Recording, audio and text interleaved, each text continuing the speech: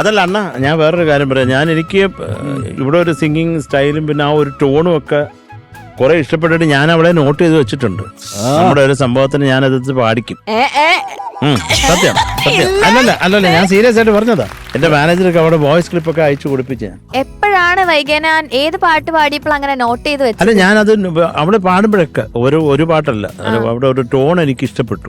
അപ്പൊ അങ്ങനെയാണ് അത് നമുക്കതൊന്ന് യൂസ് ചെയ്യാം എന്ന് പറഞ്ഞിട്ട് ഞാനത് എൻ്റെ മാനേജറിൻ്റെ വോയിസ് ക്ലിപ്പൊക്കെ അയക്കാൻ പറഞ്ഞു. മോള് ആദ്യം തൊണ്ടയടപ്പോടെ അയച്ചു. പിന്നെ അതിന് ശേഷം ഇപ്പോൾ തൊണ്ടയടപ്പ് കുറച്ച് മാറിയിട്ടുണ്ട് എന്ന് പറഞ്ഞ് പിന്നെ അയച്ചു. ഇപ്പോൾ തൊണ്ടയടപ്പ് കംപ്ലീറ്റ് ഇല്ല എന്ന് പറഞ്ഞ് വേറെ അങ്ങനെ ഒരു 5-6 കിടപ്പുണ്ട്. ഡെയിലി അവിടെ ഒരു എന്താ പറയുക, ഇന്ന് ഒട്ടും തൊണ്ടയടപ്പില്ല കേട്ടോ എന്ന് പറഞ്ഞിട്ട് പാടും.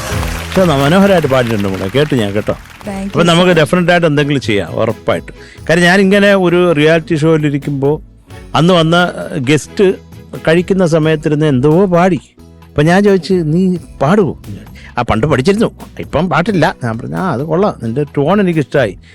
അങ്ങനെയുള്ള കേട്ട ഒരൊറ്റ ഇത് വെച്ചിട്ടാണ് ഞാൻ ആണ്ടേലോണ്ടേ എന്നുള്ള പാട്ട് രമ്യ നമ്പീശനെ വിളിച്ച് പാടിച്ചത്.